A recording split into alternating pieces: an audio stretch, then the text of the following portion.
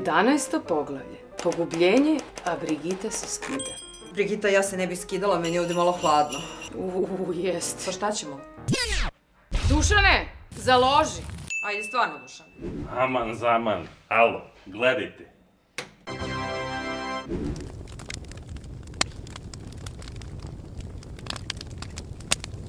Taster.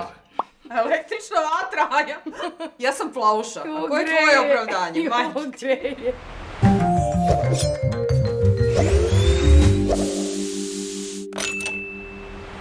Pozdrav, Homeri.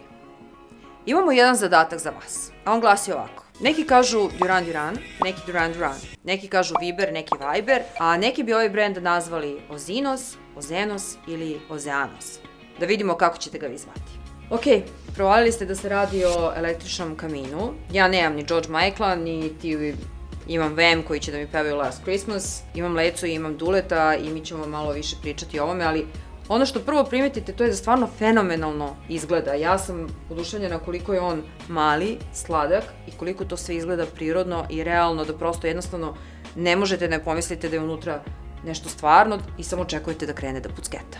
Ono što smo prvo primetili to je da kada smo izvadili ovo iz kutije, videli smo da su tu nogare, zatim po 3 šrafa za svako od njih, ali ono što fali to je krstasti šrafcike i bilo bi dobro da ga imate pri sebi kada krenete da montirate ovo. Verovatno svi primećujete da su moje noge vrlo blizu ovog uređaja, što znači da on ne greje ovde dole, ne greje ni ovde gore i čak mogu ovu vatru da diram, ovako. Ali zašto je to tako, bolje da vam Dule objasni. Ok, Homer, idemo po redu. Kao što Dana reče, mahom su koristili polikarbonat, odnosno plastiku. Ako je to način da uštede i da cena uređaja bude jeftinija, u potpunosti podržavam. Šta je bitno da se razume, donji deo i leđa su potpunosti izrađene od metala, tu je taj najbitniji deo. Sa donje strane imamo praktično 2 otvora gde se hvata vazduh i gde se generiše višak vazduha, a napred imamo taj izduv gde se nalazi grejač i odakle izlazi topao vazduh. Sada, kada pričamo o podešavanjima, sve je krajnje jednostavno, imamo 3 tastera. Prvi taster je ovaj taster u kome praktično imamo ovu veštačku vatru. Inače, gledao sam ovu veštačku vatru nekih 20 sekundi i tek sam tad skapirao da se nakon 20 sekundi ponavlja, da kažem, lup te vatre. Stvarno sjajno izgleda u mraku, sjajno izgleda kad ima ovako mnogo svetla. Ne možete da se ispečete, zapravo svaka pipna ovde je hladno i onako malo je trip. Sve očekuješ da peca ono malo sutra. 3 tastera. Prvi taster, palimo tu vatru i to jednostavno tako funkcioniše, ne greje, ne radi ništa. 2 stepena hlađenja, prvi taster 1000 W, drugi taster 2000 W. Sad, to zavisi koliko vam je velika neka prostorija i koliko želite da zagledate. Za neku prostoriju koja se sad nalazimo, mislim da je 1000 W više nego dovoljno, dakle nekih 10 kvadrata. Sa druge strane, ono što je sjajno, što imate potenciometar za pojačavanje i smanjivanje termostata. Kada nađete tu neku temperaturu, jednostavno kao kod teba peći dok ne čujete onaj klik, i onda će električni kamin automatski održavati temperaturu. Vratanca inače su ukrasna, ne mogu da se otvore, par puta sam želeo da otvorim da ja pipnem taj divni žar, ali nažalost ništa. Zamisli imaš ovakvu žar koji greje, a nije topao. Kad to budu izmislili, to će biti moment kada smo apsolutno ovladali nuklearnom energijom.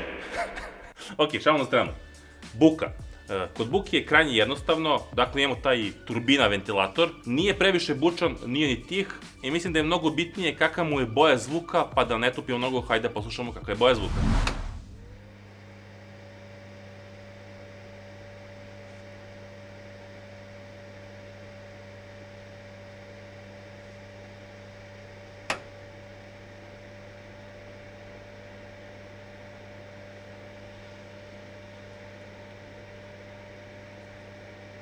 Mislim da bi bilo sjajno kada bi u nekoj sledećoj iteraciji ovog uređaja, i eto, ako gledate vi iz Ozeanis, Ozeonis, nebitno, iz vaše kompanije gledate ovu video recenziju, mislim da bi sjajan moment bio da se ubaci to pucketanje vatre, zvučni efekat, i onda bi ovo izgledalo fenomenalno.